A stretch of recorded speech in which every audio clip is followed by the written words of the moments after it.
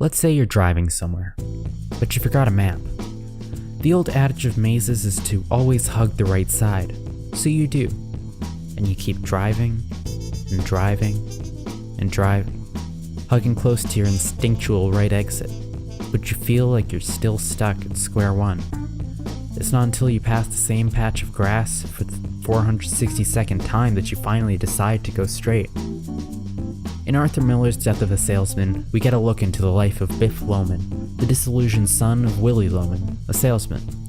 Throughout the play, the motif of the quote-unquote American dream shows up numerous times, each time a different version. From Willie's quest to be the #1 man, to Biff's want for a more simple life on his own farm, the American dream motivates every single action taken, and in turn, fuels their deeper descent into the dream. Biff's initial motivations were closer to Willie's, as he truly believed in that version of the dream. After losing interest in that dream, however, Biff finds himself lost as a person, while still following his instincts.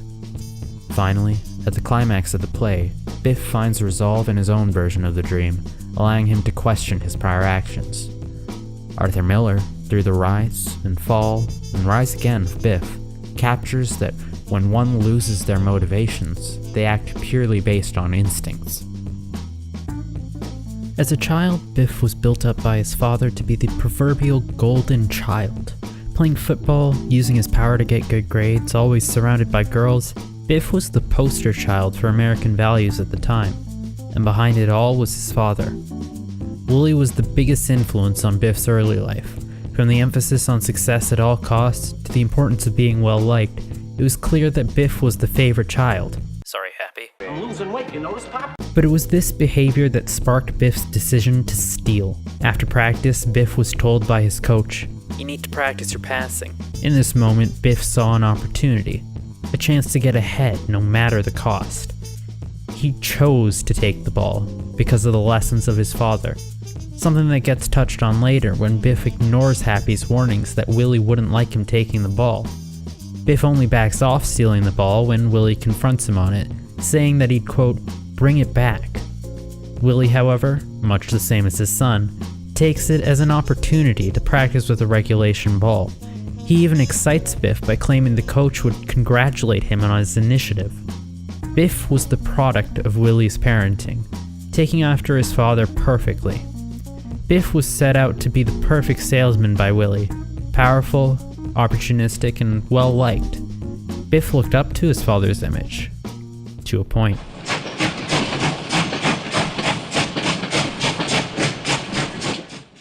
Following his father's teachings, Biff followed his father to Boston to get help in not taking the blame for failing math. According to Biff, his teacher would change his mind when Willie tried to talk to him, because Willie commands that kind of respect. Biff saw his idealized version of Willie and tried to get assistance from him. Unfortunately for Biff, that version of Willie was just the personification of his motivations. Biff was motivated to go to university, as shown by the shoes he made, and he wasn't willing to let a bad math mark stand in his way.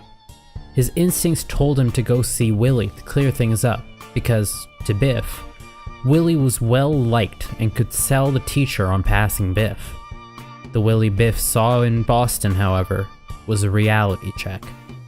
When he walked through that door and saw Willie as a lying, cheating, and truly lonely man, Biff knew his whole life up to that point was just built off of lies.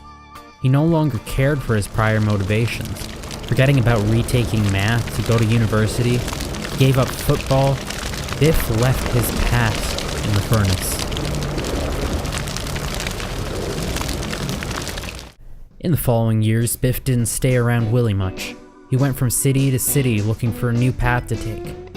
He was unhappy with the path to success his father had outlined for him. He didn't want to sell for someone else, suffer 50 weeks in a year, or take the subway every hot summer morning. Yet still he tried, working just like his father had taught him. He had no motivation for it, and yet he still did what his instincts told him to do. He even went back to stealing, trying to get ahead in life by stealing a suit and paying the price for his actions. Even the most vile act, the one that caused a crisis in his life before, Biff still followed his instincts on trying to date the secretary in order to get what he wanted. All of this shows that Willie's impact on Biff's life meant that he would still act like a salesman, even with no drive to do so.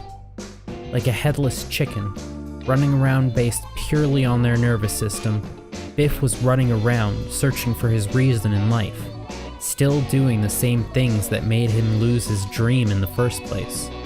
When he finally gets a new motivation, the symbolic cycle of life comes to an end. At the funeral, Biff remarked that Willie didn't know who he was.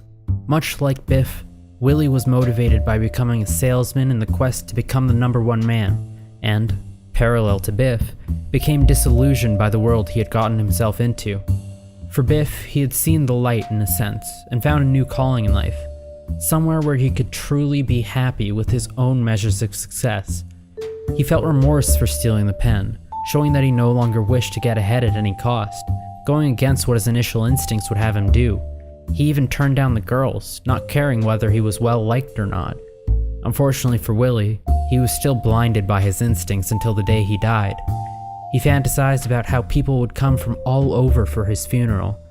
To Willie, he was the same idolized figure that young Biff saw him to be, well liked and successful.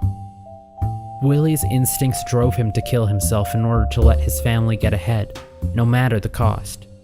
Now Biff could finally see his father as the man he was, not as the salesman, but as the man who cared deeply for his family. From a young age, Willie filled Biff's heads with dreams and motivations of becoming the #1 man. He built his whole identity around it, becoming the golden child for Willie's dream. When he saw the truth about his father, Biff took to his instincts in search of a new set of motivations. Motivations he found after the death of his father. In Arthur Miller's Death of a Salesman, both Willie and Biff lose their motivations and are stuck, spiraling down, acting purely on their instincts in hopes that they can find their new dream. Just like us, still stuck at square one.